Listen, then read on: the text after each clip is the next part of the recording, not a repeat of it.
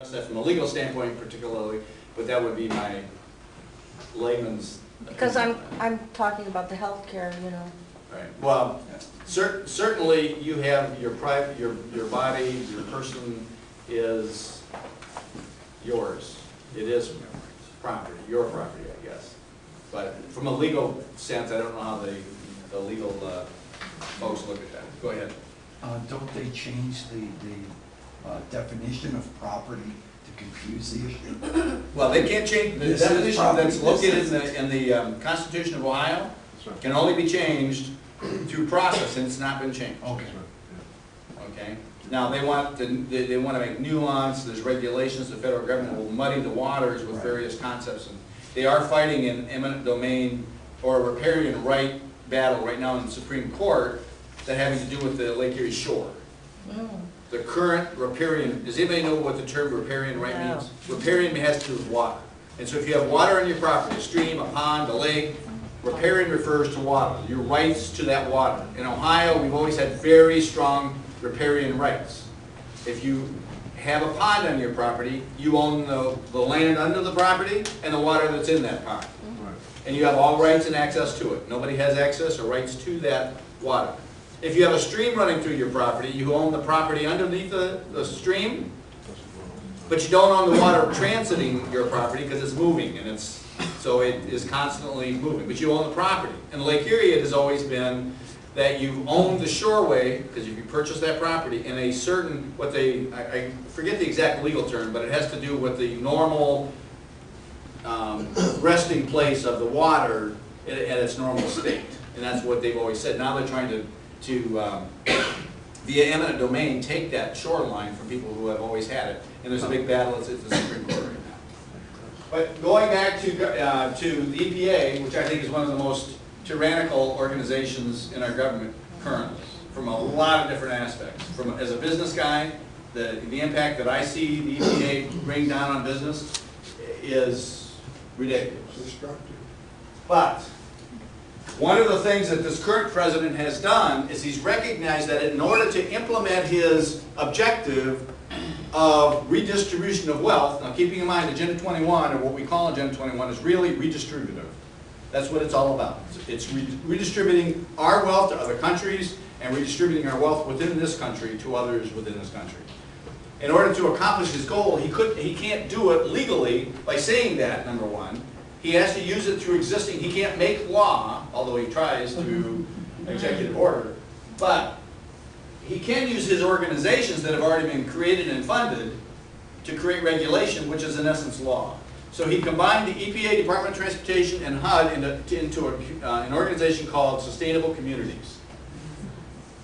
That, what I call an unholy trinity, is working together to push an agenda,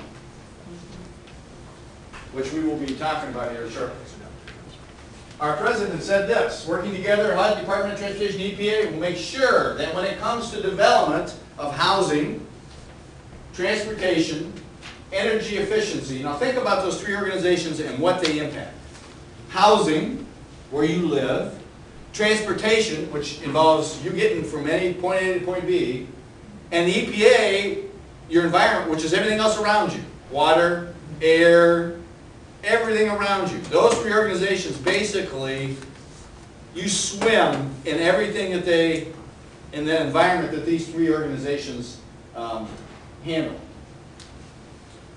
He said, this is a quote right off of the Sustainable Communities website, that they want to make sure that affordable housing exists close proximity to jobs and transportation. That's an important thing I want you to just bookmark for me.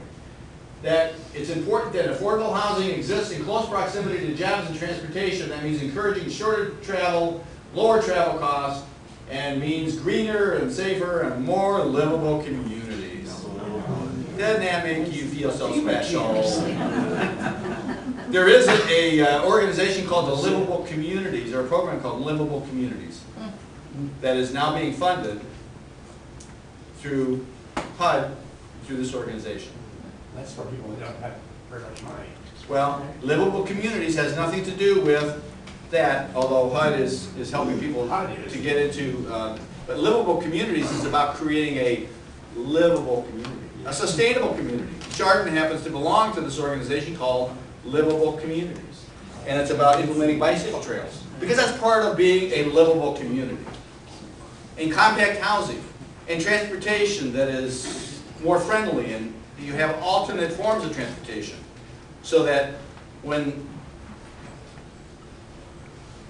you can't use your car anymore because the price of gas goes so high, at least you get a bicycle to ride on. It's very important you have alternative forms of transportation. Per the head of the Department of Transportation, Mass Transit, who was just in Cleveland a few weeks ago, and his comment was, it's important that people start using more alternative forms of transportation, so therefore we're going to be giving incentives for people to use mass transit and bikes.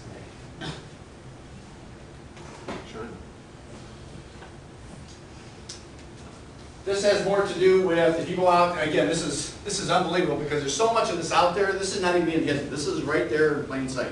So anybody who says to you that the concepts of Agenda 21, I love it when somebody says, well, we're not implementing Agenda 21.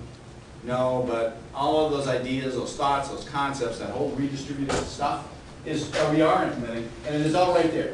If you go to Smart Growth, if you go to the EPA, you'll see Smart Growth. If you type in Smart Growth, it'll lead you to sustainable communities. It's all right there for people to read. And when you start reading it from our vantage point, because understand there are a lot of people, or some people, who happen to agree with this. It's just they think differently. Okay, so what does Agenda 21 translate to in real life? How is it going to impact us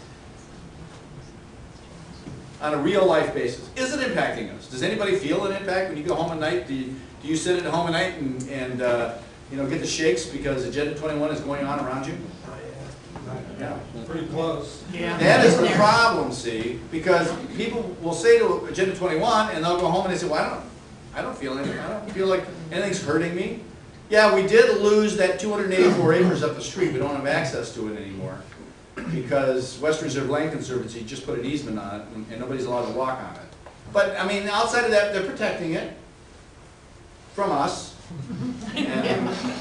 And so it's all good. It's all good. The new parks in Perry, or is that something else? What's that? The Lake Park System just purchased new land in Perry. They're expanded quite a bit. That's not part of what you're talking about. Well, we'll go there. We'll go there in a second. We'll go there in a second. One of my favorites is the Euclid Corridor. I love that Euclid Corridor. The most dangerous bicycle trail in all of Geauga County. Now think about this for a second. How many people have driven down the Euclid Corridor? After it put all those businesses out of business, going down the Euclid Corridor. Where's that? It's on Euclid Avenue, downtown Cleveland. Right downtown Cleveland. It goes from where the Cleveland Clinic is, around the University Hospital, all the way downtown Cleveland, Euclid Avenue. Okay, they call it the Euclid Corridor. Okay, and what they did was they put a huge bus lane in it. Right next to that, they put a car lane, and the car lanes can't go into the bus lane because if you do, you'll get a ticket, and you'll get run over by a bus, either one. And then just to the right-hand side is a bicycle trail.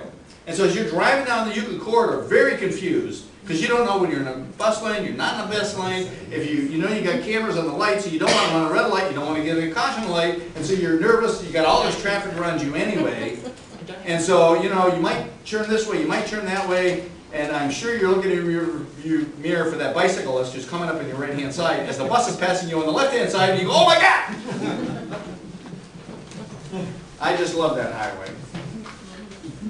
I'm thinking that I'm going to get down there one of these days with my camera and see how many bicyclists are with their feet up in the air. Although a lot of people are not driving on the Euclid Corridor. All you see is buses and bikes. So these are some of the things we're going to talk about as real-life impacts of Agenda 21. Before we do that, this is kind of the muddy, complicated diagram I put together to show United Nations, ICLEI, that's responsible, they're in Bonn, Germany, responsible for rolling out Agenda 21. International, there's all kinds of international code, international organizations.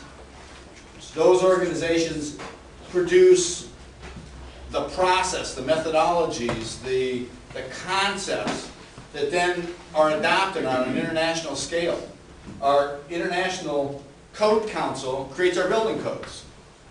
I happen to be a handyman guy, and so I like to keep up on the electric codes and the plumbing codes and so on and so forth. If you look at the